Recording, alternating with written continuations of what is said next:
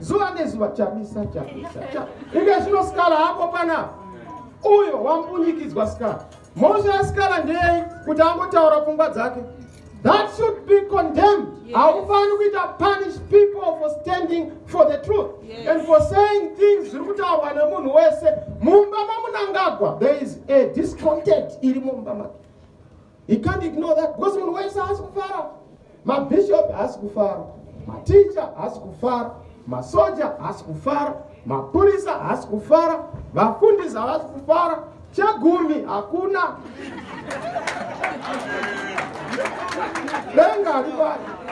Na upeni wakauma munyika. Yachitino hakuna crisis. Hakuna dambudziko. Ukaona uri munhu chaiye ari kuti munyika hamuna dambudziko. Imo mune dambudziko rakadai, ndiwe dambudziko racho. Ndiwe dambudziko racho. Unoti munyika hamuna dambudziko. Munhu wese ari kushupika. Ndaona vamwe vari kuti ANC yakauya munoyadzokera. Havasi kuNamibia, havasi kuBotswana, havasi kuZambia, vari muZimbabwe nokuti muZimbabwe maita dambudziko. Muna baba vari kurova vana. Mere yasvika kumuneighbor kuna next door.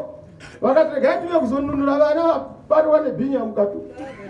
Ima kuti aiwa ANC tiudzei kuti zvinhu zvakamira sei mamauya imomo. Hakuna munhu anopfuma uroyi munhu ari muchivanze chake.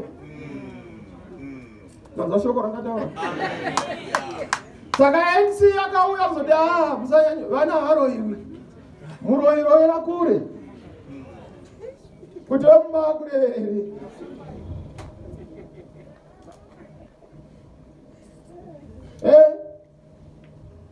Can't be a country. Yokuti unoona kuti vanhu vanozvambaradza ama-abductions. Ikana vakutanzi vasikana vairi vanhema. Kakakuona kuti nyaya iyi ine chimwe chinhu. How do you, kana nyaya iri kukoti, siya iri kukoti. Uroindirei paZBC nenyaya iri kukoti. Kana une evidence enda nayo ikoko. Munhu kana ane mhosva watongwa ikoko. Why should you use propaganda? Alright, komucheiwa akabuda nenyaya dzanaimbala. Akapfeka. Ndozauraya nyika. Kureva nhema, when a lie becomes the dispossession of the state, that country is doomed. Nyika inofana kutaura chokwadi kuvanhu. Kwete kuti unononyeba. Kunyeba paZBC kuti yashuwa. Vakareva nhema. You are lying to yourself, you are lying to God, you are lying to the people. Nyika haifambi when you are not honest.